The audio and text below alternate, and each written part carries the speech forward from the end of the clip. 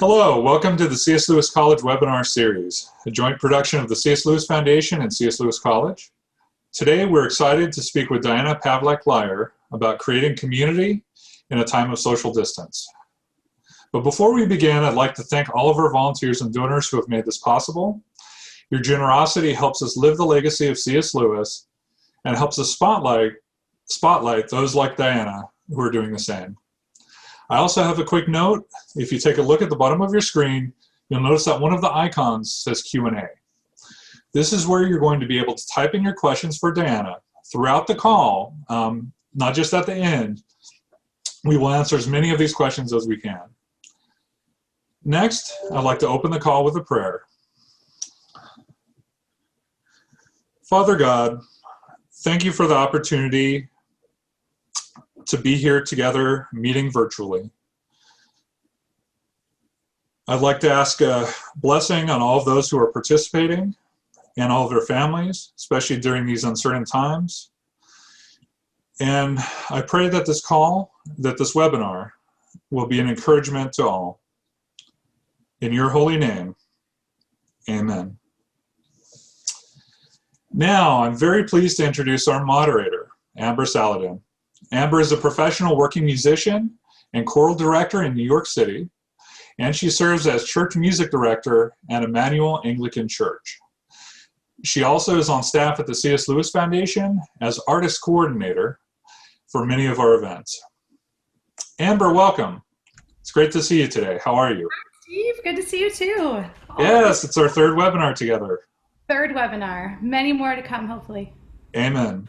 Well, friends, today we have such a fabulous opportunity.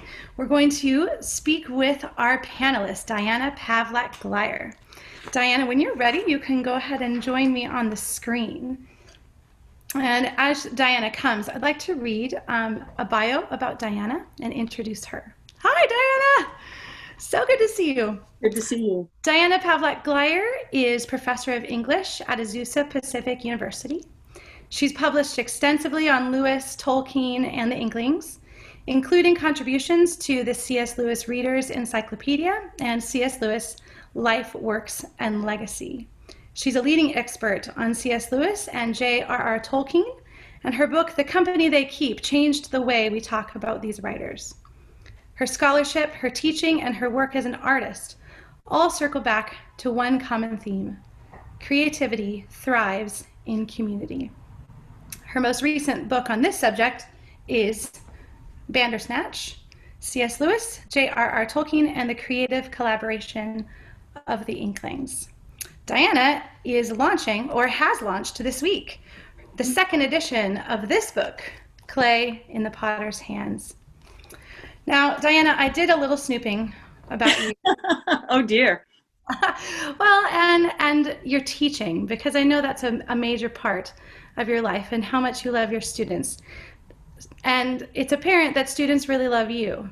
On your Facebook post from a couple days ago, dozens and dozens of former students texted to say, I'm here, I love you, I'd love to stay in touch with you.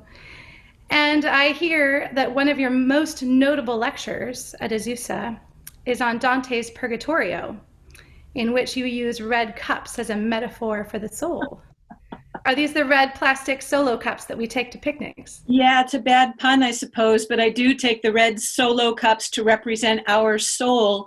And it is, I guess, I don't know, famous or infamous in the Honors College, that particular Dante lecture. So it can be hard for us to understand purgatory as Christians. If Jesus has died for us, if all our sins are covered, then how do we understand the purpose or the function of purgatory? Now, you don't have to believe in purgatory to really appreciate Dante, right? But I use the red cup as a symbol of how our own sin distorts or crushes that, and how the sin that others might commit against us can also further distort that cup, that soul, how we go even into eternity with souls that have been injured in so many different ways by sin, sins that we have committed, sins committed against us, and how the beauty of purgatory, as Dante understands it, is here is a chance to repair that damage, to increase, forgive me again, another pun, to increase the capacity of our soul to receive the overflowing love that God is always pouring out to us. And so that's the image that I find helpful as we think about the disciplines that Dante is introducing us to that have as their purpose the correction and the healing and the strengthening of our soul. That is beautiful. Diana, I want to thank you for the care and the consideration that you give to your students. And that's evident to all of us in your writing. But what a joy it is to see that legacy that you've already had among so many people. And clearly you have so much to teach. And that legacy takes us to our topic for today, building communities in a time of social distance, which is tough. And it's something that every one of us is dealing with, this topic. Why is community so important to you? Boy, you're starting with the broadest possible question, and I love that. You can take this anywhere you like. I think it really has to start with the nature of God. God exists in Trinity and creates us in love for relationship. And so, before worlds were created, there is a sense of connection and of love. We were made by God for relationship with God. We were created in reference to God, not in reference to ourselves. For me, in my own spiritual journey, the turning point in my journey of faith, coming to faith, was incarnation and the importance of being physically present. God loved us and came down and walked among us. What an important picture of how important it is for us to be enfleshed and connected face to face. And I also think, I get a little excited about this, sorry. I also think about Jesus's emphasis on the two great commandments, right? To love God, which is relationship, to love one another, to love my neighbor, which is relationship. And the Great Commission, don't keep the good news to yourself. Go, right?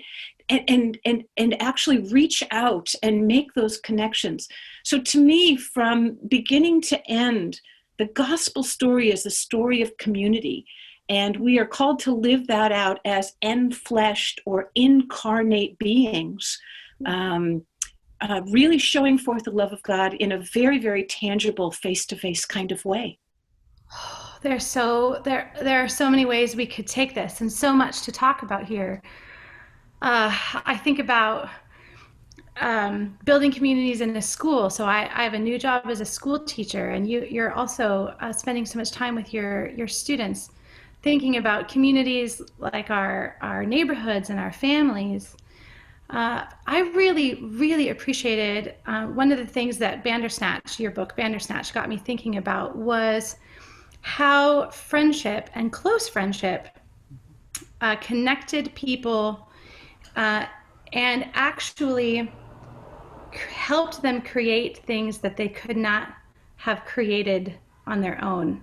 What got you interested in looking at the Inklings in this way? Can you tell us about what gave you the idea to even research their friendship?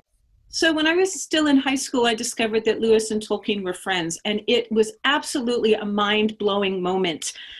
How is it possible that my two favorite authors actually knew each other? It just seemed impossible. It's same place, same time, both of these guys. And when I learned that they were friends, I wanted to know, what did they say to each other? I was fascinated with the question, what would it have been like to be at the table next to Lewis and Tolkien at the pub, and there they are talking. And I just wanted to eavesdrop in on those incredible conversations. And when I learned that they had met once a week on Thursday nights to read their manuscripts out loud, to share their rough drafts with one another, I wanted to know, okay, how does that friendship expand and create a space within which their creative imagination can really thrive. And so I wanted that inside look. So all of this starts with my own curiosity, and a curiosity that has sustained me literally for decades, to know more about what they said to each other, how they created this atmosphere, this network, I guess, of support and challenge, of expectation, and learning from one another that allowed their own creative vision to really, really thrive. And then from there became interested in the impulse for Bandersnatch specifically, that for that book, was what can we learn from their example? You know, we have this idea, I don't know if it's Western, I don't know if it's American, I don't know if it's a contemporary kind of illusion. We have this idea of artists as being these sort of lone wolves, you know. Yes, yeah. When we picture people writing, we think about, you know, Snoopy in the attic on a dark and stormy night with his little typewriter all by himself. But actually, I've been investigating this for a long time. And honestly, the most normal and natural context for creative work, whether that's writing songs or performing music or making movies or doing paintings or working in the garden, these things thrive when there is a sense of a supportive community. And that supportive community functions as resonators, that is, people who understand us, who support us, who believe in us, who stand on tiptoe in expectation of what God will do through us. But it also means that wonderful sense of iron sharpening iron, you know, those times when we need somebody to kind of go, hey, you know, not so sure about that, or you can do better. You know, it's interesting to me that when Tolkien talks about the influence of C.S. Lewis, he says that one of the things that would happen is Lewis wouldn't give him specific advice. He would just say, better, Tollers, better. You can do better. I expect better of you. And then Tolkien would go home and then he would kind of rewrite and rework. But think about what that's like to have somebody week after week who's just that little bit in your face that says, I love what you're doing. I believe in you, but you got better. You got better in you. Let me see that. I don't. My 6-year-old has somehow seen on a TV show this phrase, "You're better than that." Nice. And he likes to bring it out in odd moments when, like, I forget to pack his favorite something in his lunch. He'll go, "Come on, Mom, you're better than that." Ouch, buddy. Whether it's Lord of the Rings or your kid's lunch, you know, we need people who are calling out of us the best we have to give. And it's one of the great gifts that we give one another. You know, we talk sometimes about accountability, and I think accountability is such a nasty word. It's such an ugly word. But think about expectation or anticipation. You know, I stand on tiptoe. I anticipate what is the next musical thing that you're going to have to offer us, Amber, and what's kind of the next thing that you're going to be dreaming up and bringing forth in only the way that you can. Mm-hmm. And that kind of anticipation, I think, is fuel for what is often, for many of us, a very long and somewhat discouraging creative process. I love Davis Bunn's comments about discouragement and kind of the long view, the kind of flexibility and persistence that's required for us to really hang in there in the face of one rejection after another, one setback after another, or for me, I think just the shock that things take so much longer than you think. I mean, can you relate to that? I figure, this will take a week, you know, or I'll have this done by summer, or maybe if I spend a year on this, you know, I'll get this all wrapped up. And then, you know, 10 years later, you're still kind of trying to bring it to completion, or trying to move the obstacles or find the open doors. It is hard to sustain the creative life by ourselves, right? So I think I love the quote, when we write a book, we need someone to say yes to it. You know, when we write a song, when we are working on an essay, we need someone there who goes, yeah, I see what you're doing there. We talk about the idea of resonators. Do you remember, Amber? I don't know if you know how I came to understand the idea of resonators. I read it a while back and I remember loving it because it's such a musical term. Yeah, Yes. yeah. Tell me about it. So shortly after I had published The Company They Keep, which is kind of my magnum opus, where I really do a deep, deep dive into the inward workings of the Inklings. Shortly after I finished that, I was giving a lecture, and I was talking about one of the categories of interaction that characterize the Inklings, and that I think we need more of in our life. And that's the idea of resonators. So I was talking about resonators in a very literary and somewhat philosophical way. And afterwards, one of my dear friends came up to me and said, Diana, do you know what a resonator is? And I said, well, yeah, a resonator is someone who fundamentally understands what we're attempting to do, who sees our vision, and then helps us bridge the gap to arrive at that vision. And he said, no. And and I said, okay. He said, look over there. Do you see that piano? That's a resonator. And I said, I don't know what you're talking about. I don't know what you mean. And he said, come here. And he opened up the top of the piano and he said, look at the little strings. And I said, okay. He said, those little strings are making the best little sounds they know how to. But you could not have heard those strings from where you were sitting during the worship time. Unless the body of the piano had picked up that sound and resonated with it. Right. And that's what takes that small, pure note, that little vision, that tiny voice, and amplifies it so that it can be shared on a larger scale. And he takes said, that phrase of soundboard, because there's a sounding board in the piano, and sometimes we say, I need a sounding board. Yes. But the idea of resonator takes that one step farther, right? The sounding board is just someone I say, can I just run an idea past you? Yeah. But a resonator is someone who takes that and amplifies it. Exactly. And then shares it, right? Shares it with the larger audience that thing was intended to be shared with. And I love that idea, how we amplify the gifts in one another. And then kind of like the loaves and fishes, right? We break, we give thanks, we share and bless those elements in each other. As we call those forth, as we amplify them. But here's the reason that the idea of a resonator is so powerful, is that it doesn't mean that I impose my vision on that little voice, on that little note. It means I listen, and then I understand. I seek to understand that, and then simply amplify what I hear, share that vision, and do all I can. The word that the Inklings used all the time was midwife. We midwife for one another. We bring forth that thing that has been conceived in our hearts, right? And then just help one another in that process of bringing that forth into the world. What a crazy thing, but what a wonderful privilege to companion with one another in that way. I love that phrase, midwife, because it suggests that there's real work happening, real labor, and you're along for the journey, doing what you can. That's right.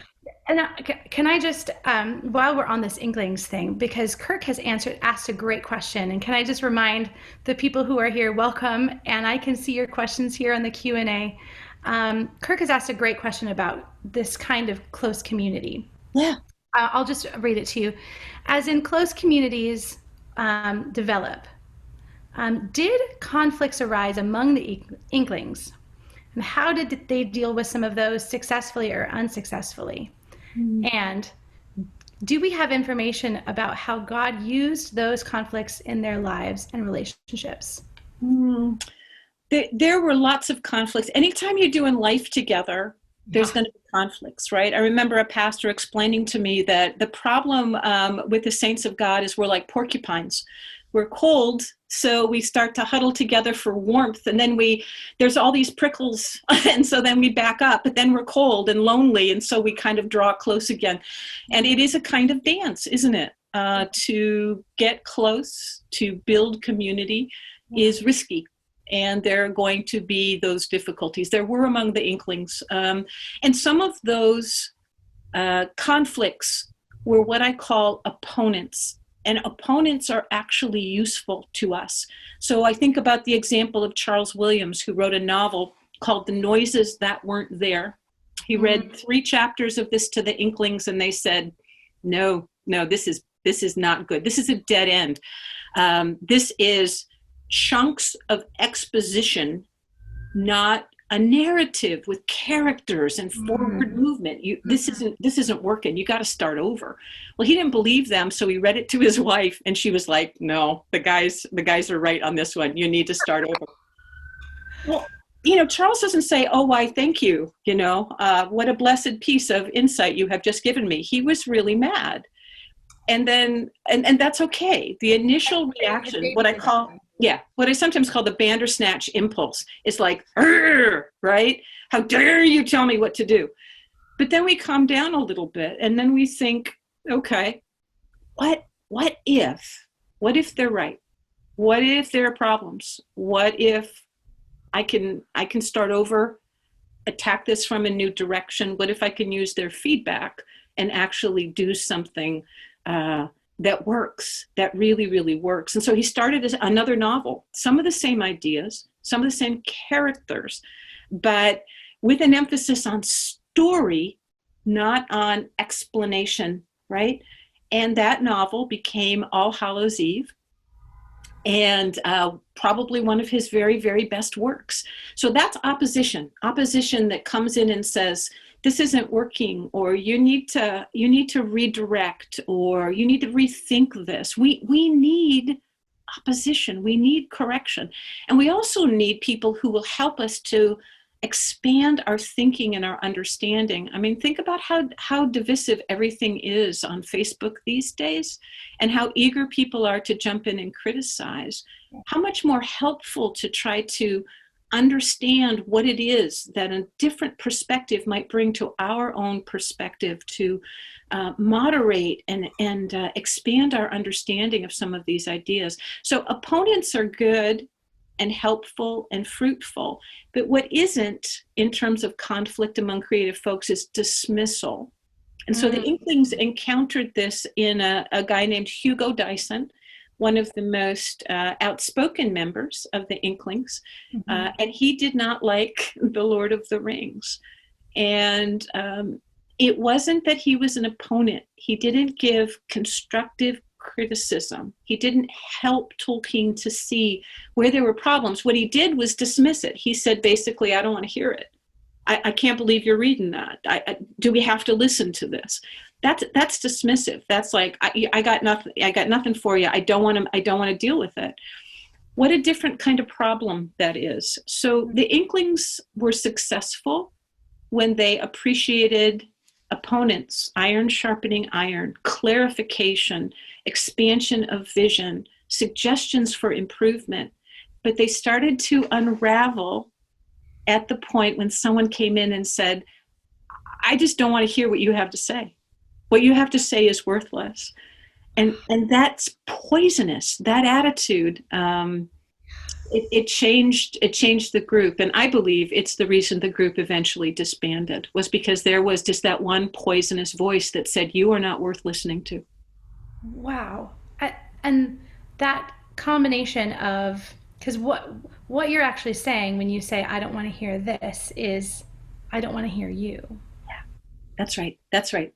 That's right. And as Christians in Christian community, that's ultimately a dismissal of the work Jesus does, dismissal of the work that he's called us to one among each other, a dismissal of the second greatest commandment, when we're called to love our neighbor as ourselves. So that's really helpful as we think about, how is it that I am disagreeing with my friends?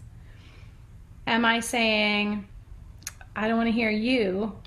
Or am I saying, your idea is good, but you could do better? Yes. Yes. There you go. And you can, yes, flesh it out, take it back to the drawing board, approach it from a different angle, like Charles Williams did with that novel. Right. Would that we could do this in our Christian communities. I want to learn this for myself. Claude has a good question. Thank you, Claude. That kind of grows on this, which is about how we look at ourselves. So his question, how do we discern between this healthy need for community to fuel our creativity and keep us encouraged, and an unhealthy craving for affirmation, writing to be seen, or he says, if there is even such a thing. But as an artist, I really resonate, to use the word, with this. What is that? Is there a line? Is there a bandwidth? Tell us about that. What do you think? That's such a terrific question. Thank you for that. I think it's hard, and I think it's a process as we're kind of thinking about creativity and community. So a lot of that goes down to our motives and our reaction. If my motive is to get attention rather than to use my gifts to glorify God and to further his kingdom, then something is off. If my response is one of, oh good, I got a lot of extra likes, or sold a lot of extra books, or got some kind of positive, if that's my goal, then I think that there is a problem. So we think about, what's my motive, and then what's my response when things happen. For me, it is also helpful to distinguish, as one who wants to try to encourage others, to distinguish between praise and encouragement. And this has been a really helpful distinction for me too. We tend to give one another praise. We say, that was a great song, right? Or we say, that was a really good book. I loved your novel. It was amazing. As opposed to saying, you have a unique vision. I love your voice when you are performing. That's encouragement. Encouragement, right, is to put heart into our hearts, to put courage into our hearts. And I think that when we focus on helping to encourage one another, it's hard for me to imagine you can go overboard with the kind of care that says, I see you, I hear you, I'm amazed by the unique way that God is at work in you and the way that God has touched me through you. And so shifting again from praise to encouragement for those of us who have artistic people, and productive people in our lives, I think can also be a helpful thing. Oh, that's so good. It's so good. And it's like fuel for the soul. Yes. In a way that doesn't just puff up, but says, I see you and that unique person God made you to be. Boy, there are a lot of great questions today, folks, and I am very proud of you. Thank you so much. Now I'm looking through them. So Michael asks one that's kind of connected with this. So he says, thanks, Michael. He says, Williams writes, this is beautiful. The everlasting house the soul discovers is always another's. We must always live in the habitation of our lovers. My friend's shelter for me, and mine for him. And then he asks, could you speak into this particular metaphor, which certainly speaks to creativity and community? What does it mean? It's lost. There it is. What does it mean to craft such a home in the mutual space of relationship for the other to make? Thank you. What a great passage to share, and thank you. Charles Williams apparently was very, very good at this. C.S. Lewis says that Charles Williams radiated love more than any other person he had ever met. Can you imagine, Amber, can you imagine your sort of memory being, she radiated love more than anybody I've ever seen. What a great thing to say about the presence of a person and the welcome that person would give. So I think when we talk about creating a house, as Williams does, we're kind of getting to the idea of hospitality. Yes. And I think that our view of hospitality has been very skewed because we don't live in a place where we open our doors easily to one another, even when it's not a time of COVID and even when we're not sheltered in place. We tend to be resistant or reluctant to the kind of generosity that I think is part of throwing our doors open and inviting people in. I talk about intellectual hospitality, what it means to throw open our doors to ideas that are new to us or foreign to us, and trying really, really deeply to understand and to listen, to see what we can learn from people whose perspective is very different from our own. So I think we have an impoverished view of hospitality and the generosity that is part of that. And I think that when we recover a little bit more of that, then we'll think about the ways in which we can create safer spaces, even for people with whom we have very intense, very heated disagreement. We can still come together under the same roof by fundamentally respecting each other, by learning to do a better job of listening. And as St. Francis encouraged us, to seek first to understand, then to be understood. And Diana, you're coming to Oxbridge next summer to speak to us about intellectual hospitality, right? I am, and I'm really excited about it because I think it's such a potent idea. So I did a lecture several years ago, kind of introducing the idea of intellectual hospitality. Maybe you can throw out a link to that so people who haven't seen that can look at that.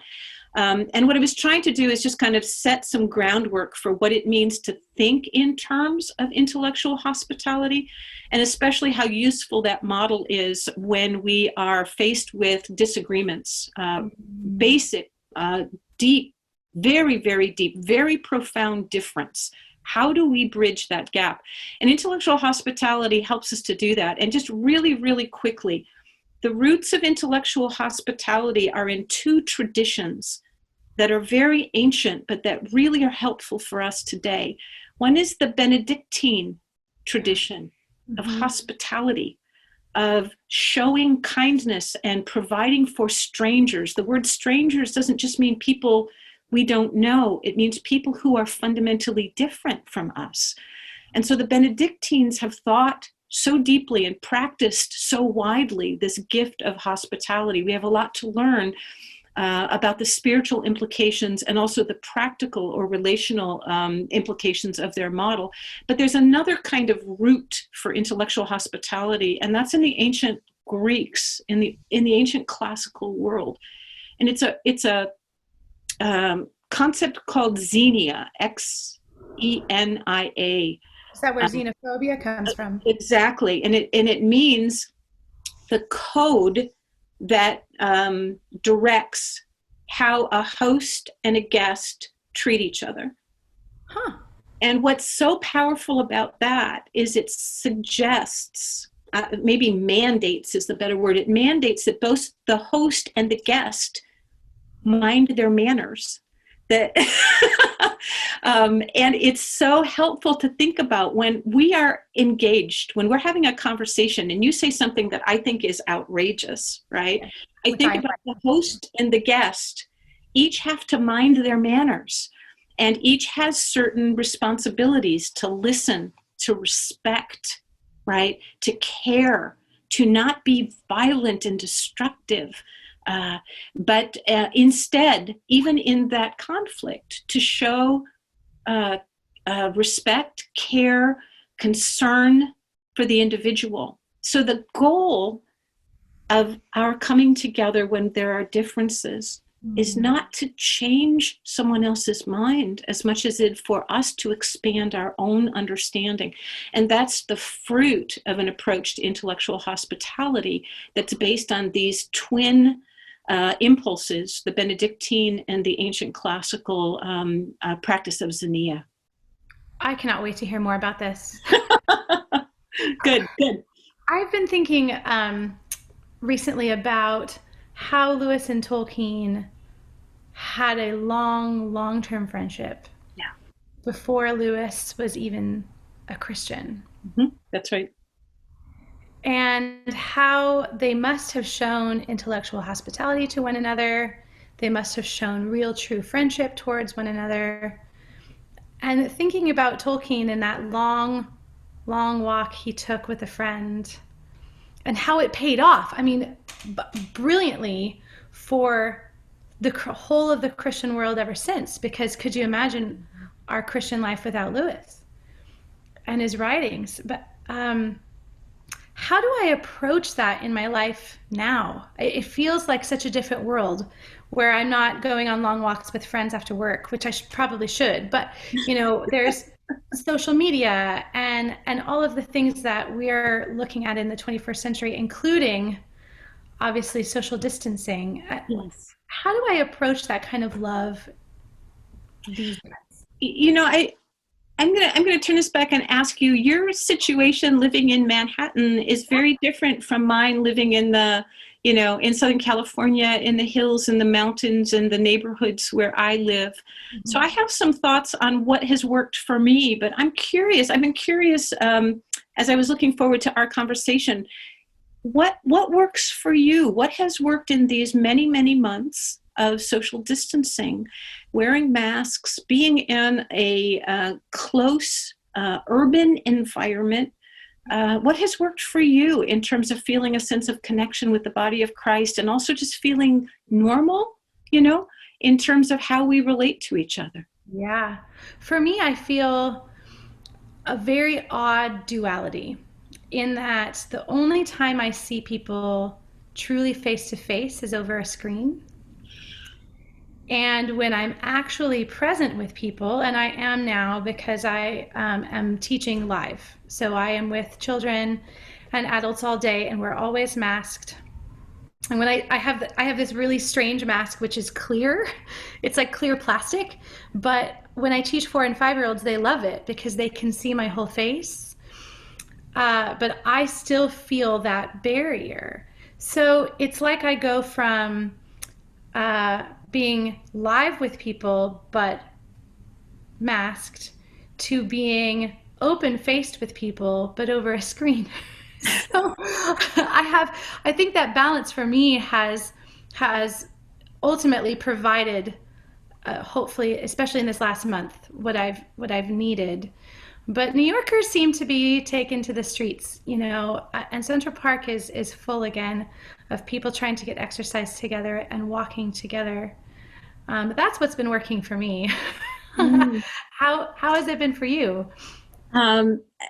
Early in the days of the pandemic and the shelter in place, I read an article that changed kind of the way that I have functioned during this time. Mm-hmm. And it said that one of the healthiest things that you can do each day is to go for a walk, get outside and go for a walk, even if it's only to the end of the block and back. And if you have the leisure to do so, rather than going on one 20-minute walk, it's better to go on 3 8-minute walks, 3 short walks. So 3 times a day, get outside and just walk a little bit. And part of it was the sun on your face. And part of it is just moving, just getting away from this very small space that we have between us and our screens.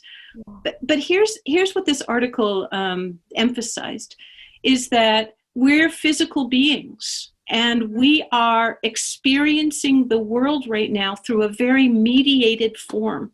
It's mediated through a screen, which means that for the most part, it's mediated by advertisers and newscasters. Yeah. And the world that's mediated through our screens is not the same as the world outside that I saw this morning when I took my dog for a walk.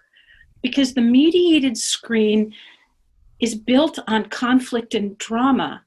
Everything is heightened and hyped because that's what gets our attention. But when I walked my dog this morning and went on my 8-minute walk before I got online with you, what I saw was the normal, unmediated world with my actual eyes. There's my neighbor watering his lawn. And there's my friend over there with 2 babies in a pram, walking down the street. And there's a friend washing his car. And I think, you know what I saw on Facebook this morning was all drama and all this heightened sense of fear, dread, and concern. But what I saw with my eyes and what I felt with my nervous system was a very ordinary, everyday kind of day with people just doing what people do. And the more I kind of get back in touch with that unmediated world, and the more I experienced my own embodiedness and realized that my nervous system can't really manage all of those alarms. Mm-hmm. And I need to just get outside, look around, and acknowledge, even though we're at a distance, acknowledge face to face the faces of the people that I love. And on this, Lisa's asking a good question. So her husband's a pastor, and they are starting to lead a new Bible study on Zoom. And Zoom is this new platform that we've all learned and are enjoying at the moment. So she says, how can we, like Charles Williams, change our virtual atmosphere with praise and encouragement? So what would that look like virtually? Yeah, absolutely, to notice and care for one another. So if we're embodied beings, then a lot of that encouragement can come verbally, but it also needs to come physically. So this week, wherever you are, whenever you're listening to this, write a thank you note to somebody. A physical note. I realized early in the lockdown that sometimes if I just drive to somebody's house and leave some flowers on their doorstep, right? Or do something else that celebrates the physicality of the way that we relate. The first time I did this, I cried. I was looking at a book and I thought, oh, I know someone who would really like this. And so I went to her house, I put it on her doorstep, I went back to my car, and then I called her from my car, right? And so we're an entire lawn away from each other, but it was like, there you are, I brought you a book, you know? What can we do to embody this kind of connection in these kinds of small ways? But what if we're on Zoom? And what if you're in Manhattan and I'm in Los Angeles, you know? One of the things that I learned years ago, I was in a long distance dating relationship. And man, that is a hard gig, you know? Here's what we did, silly things. We were like, what kind of food do you want on Thursday night? You know, how about Chinese? Okay, you know, and so we would both get Chinese food. And then we would be on the call, talking to each other, eating the same kind of food. You want an egg roll, you know? But it was just the idea that there was some kind of, you know, your egg roll may not be the same as my egg roll, but at least there's a point of connection. Can we watch movies together? Can we play games together? Can we even, you know, set up a chessboard and interact? Can we somehow break through that wall with some kind of physicality? Can we all wear the same color that day? Can we find ways that in a mystical, magical sense, we're occupying the same space? And I think that we can learn to do that in creative ways. Our church on Maundy, Thursday, you know, there's that point in the Maundy, Thursday service. We're Anglicans, so we like the tradition of things, where if we were meeting together, we would have turned out all the lights. So we asked people to light candles before the service and gave a moment for everyone to walk around their homes and turn out the lights. So on Zoom, it looked amazing because there were box after box after box after box of people sitting in the dark. Yeah. And it was one way of just getting that tangible feeling together. We need shared experience. So we need to be inventive, and maybe in the breakout groups, as people are sharing and talking, they can share ideas about what are some ways that we can create shared experiences, because God is everywhere. He really is. God is in each of these little boxes. He truly, truly is. The same Lord is in us and around us, each of us. And we can creatively increase our sense of that reality. Yeah. Diana, I want to talk about clay in the potter's hands. Okay. But before we do that, I want to get to our little PSA, public service announcement. So, friends, I'm going to ask Chris Howell to come on and tell us about our next Hi, Chris. So, in this time of pause year with the C.S. Lewis Foundation, we've started all these webinars. And we've come up with a whole series, Diana of which is our third most delightful guest. Chris, who is our fourth guest? Oh, I should introduce you, Chris. Friends, this is Christopher Howell. Christopher is a PhD student at Duke University studying in religious studies and is currently teaching a very popular course on C.S. Lewis. Yeah, hello everybody. Just here to talk real quick about our upcoming webinar. So the one I put it in the chat so you can all see it and have access to it if you want to look later. But I'm excited for our next one. We'll have a webinar on October 15th with Professor Elaine Howard Eklund, who is a professor of sociology at Rice University. And she's an expert in religion and science, actually. So she has this book that she just came out with this year called Why Science and Faith Need Each Other. And so we'll be talking about that a little bit, and her theme of the talk will be why a global pandemic makes scientists' views of religion matter even more. And so that'll be on Thursday, October 15th at 8:30 Eastern or 5:30 Pacific. And then I also want to draw attention to, which is also in the chat, is that we will have a C.S. Lewis virtual summit that's going to take place from November 13th to 15th. And the theme for that event will be Deeper Magic, C.S. Lewis and the Serious Business of Heaven. And we're excited that we're going to have as speakers Malcolm Guite, Andrew Peterson, and Karen Swallow Pryor. If you check on the link on the website that I put in the chat, you'll be able to see more information about that in the coming weeks, and we'll keep posting stuff and sending out reminders about it. But we hope that you'll be there, and we're really looking forward to it.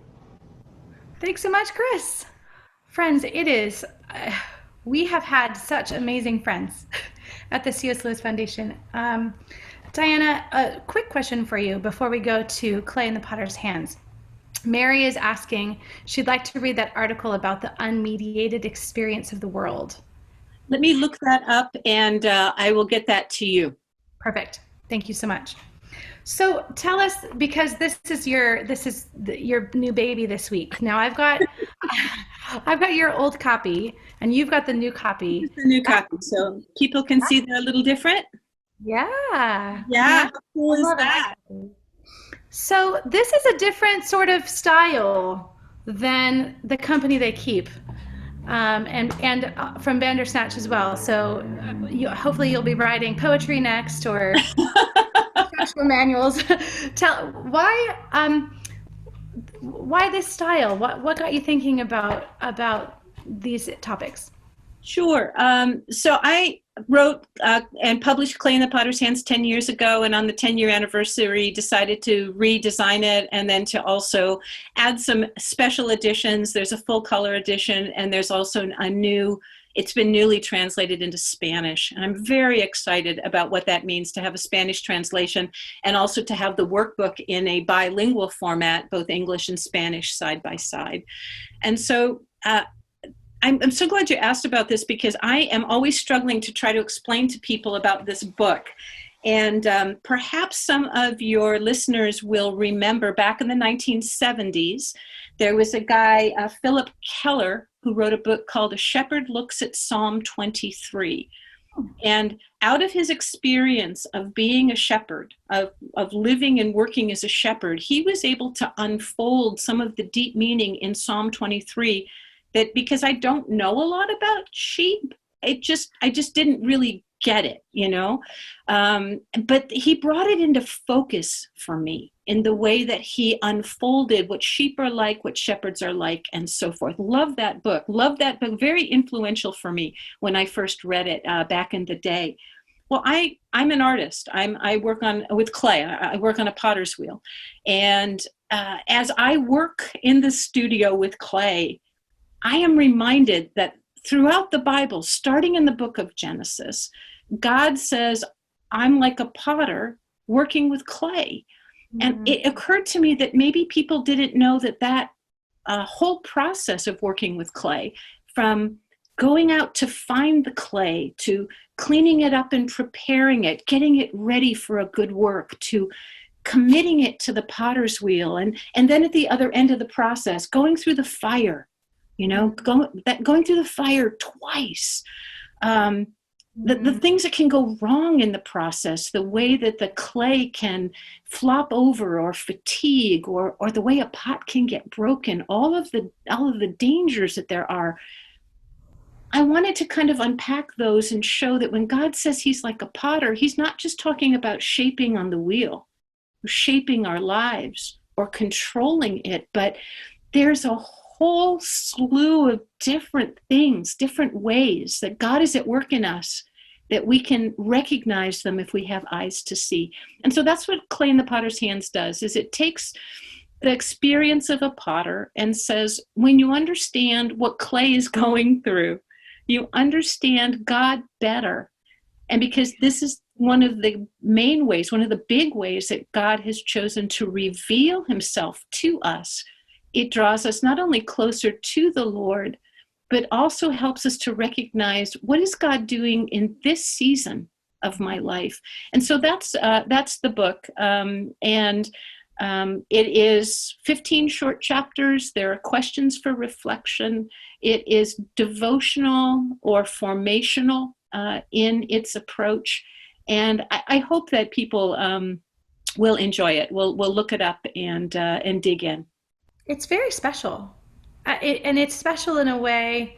I've never really done a devotional book, like this is a chapter about God's word and these questions are there for you. But I found your questions to be so insightful and really helped me think through how God works in us. Jim has a question here which relates a little bit. He said, God's word calls things into being. Thinking about God as the creator. Do you believe that our words, paintings, songs, etc. can call things into being? I've lost the question. Where did it go? I'm so sorry, because I want to read it perfectly. Because it's beautiful. Here it is. Do you believe that our words, paintings, songs, etc. can call things into being not only in this world, but beyond? In other words, does Frodo indeed live? Thanks for watching. That was lovely. Yes, I do. Yes, I do. I think that we are created in the image of a creative God, as Dorothy L. Sayers points out. At the time that Scripture talks about God creating people in God's own image, the one thing that we know about God for sure at that time is that God makes things. And that is a participation in the divine nature. Our music, our words, our poetry, our books, all of these different things call forth something real, because as we create them and as we send them forth, we're participating in God's very nature. We are reflections of the Lord. That just excites me so much. I want to, I'm not much of a writer, being a musician, but I do want to explore congregational singing as hospitality. Yes. That's such a important thing for me, and hopefully we can talk about that sometime soon. There are a number of questions here, and I want to get through at least one more before our time is over.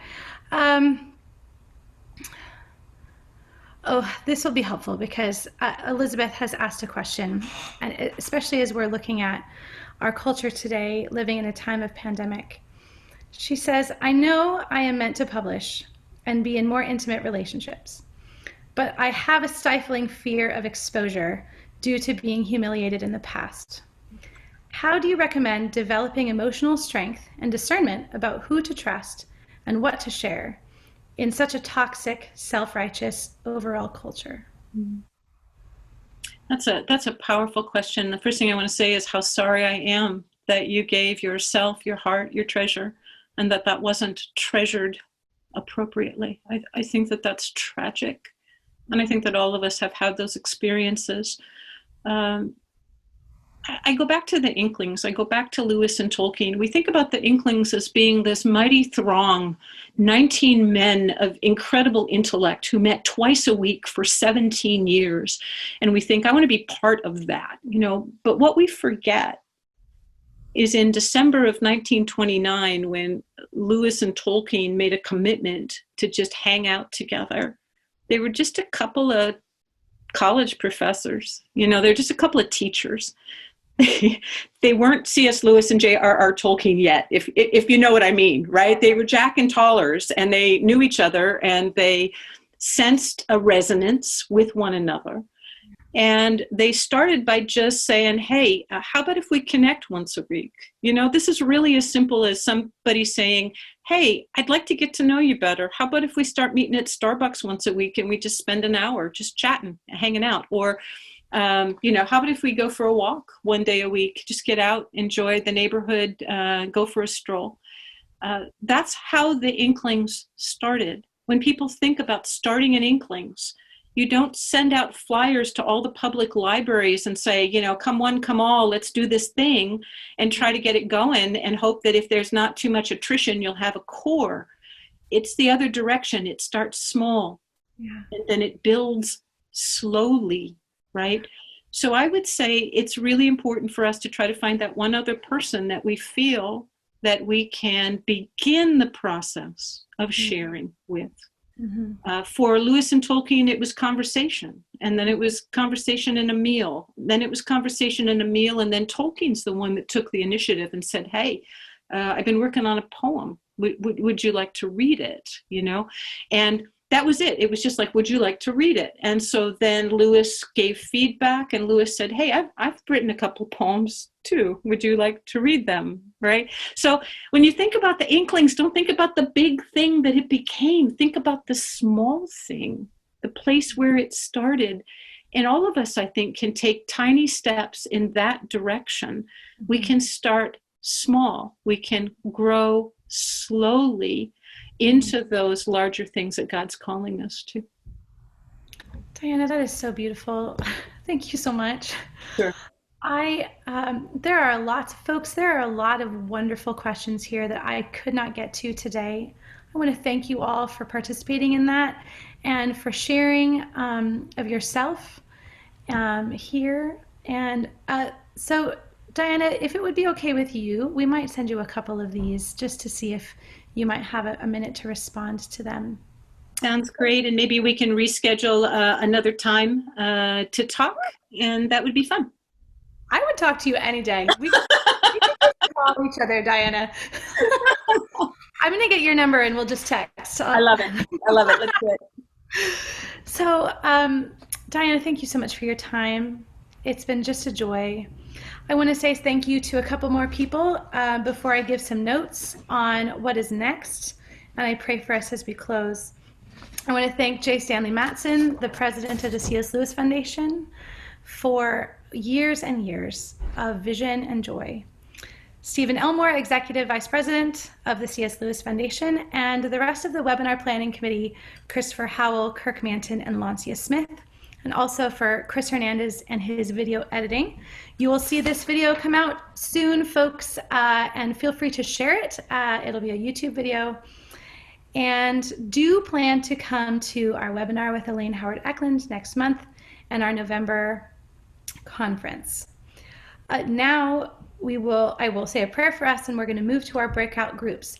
That will not happen on this Zoom call. So when Steve ends this call, you're going to need to go back to your email and find the email that says, from Stephen Elmore, that says breakout groups, and then click on that link, and we're going to come to a new Zoom call where we can all see each other. Shall I pray for us as we close? Lord Jesus, what a gift you have given us. What a gift it is that you live in community with yourself, the triune God, and that you want to share that community with us. Thank you that humanity is so special and important to us that you became a human yourself, the Lord Jesus Christ. Lord, give us some of that love, just a touch.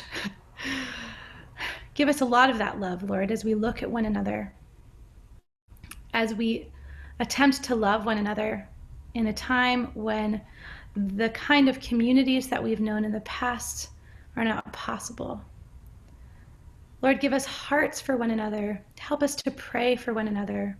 Show us how to love one another. Show us how to be a great lover.